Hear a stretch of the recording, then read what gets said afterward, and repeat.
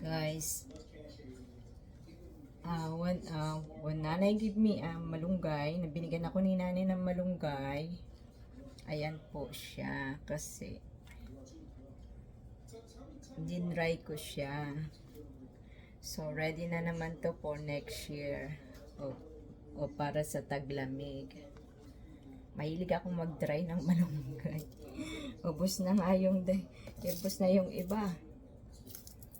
Ayan siya, ang aking dry malunggay. Crunchy siya.